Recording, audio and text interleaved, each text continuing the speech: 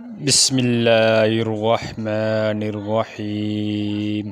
عائشہ رضی اللہ عنہا نے بیان کیا کہ رسول اللہ صلی اللہ علیہ وسلم حلوہ اور شہد پسند کرتے تھے اور عصر کی نماز سے فارغ ہونے کے بعد اپنی ازواج سے ان میں سے کسی کے حجرے میں جانے کے لیے اجازت لیتے تھے اور ان کے پاس جاتے تھے۔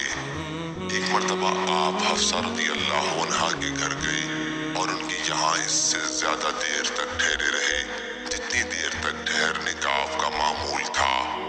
میں نے اس کے متعلق حضرت صلی اللہ علیہ وسلم سے پوچھا تو آپ نے فرمایا کہ ان کی قوم کی ایک خاتون نے شہد کی ایک کپی انہیں ہدیہ کی تھی اور انہوں نے حضرت صلی اللہ علیہ وسلم کو اس کا شربت پلایا تھا۔ میں نے اس پر کہا کہ اب میں بھی حضرت صلی اللہ علیہ وسلم کے ساتھ ہیلا کروں گی۔ چنانچہ میں نے اس کا ذکر سودا رضی اللہ عنہا سے کیا اور کہا جب حضرت صلی اللہ علیہ وسلم آپ کے یہاں آئیں تو آپ کے قریب بھی آئیں گے، اس وقت تم آپ سے کہنا کہ یا رسول اللہ صلی اللہ علیہ وسلم شاید آپ نے مغافیر کھایا ہے۔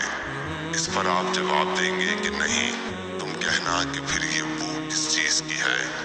حضرت صلی اللہ علیہ وسلم کو یہ بات بہت ناگوار تھی کہ آپ کے جسم کے کسی حصے سے بو آئے، چنانچہ حضرت صلی اللہ علیہ وسلم اس کا جواب یہ دیں گے کہ حفصہ رضی اللہ عنہا نے مجھے شہد کا شربت پلایا تھا۔ اس پر کہنا کہ شہد کی مکھیوں نے عرفت کا رس چوسا ہوگا، اور میں بھی حضرت صلی اللہ علیہ وسلم سے یہی بات کہوں گی، اور صفیہ رضی اللہ عنہا تم بھی حضرت صلی اللہ علیہ وسلم سے یہ کہنا۔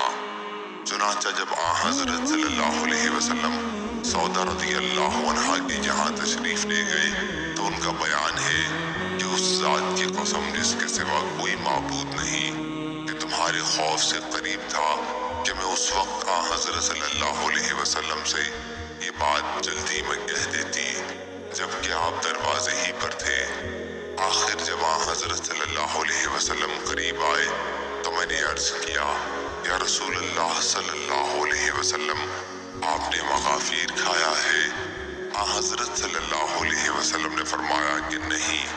میں نے کہا پھر بو کیسی ہے؟ حضرت صلی اللہ علیہ وسلم نے فرمایا کہ حفصہ رضی اللہ عنہا نے مجھے شہد کا شربت پلایا ہے۔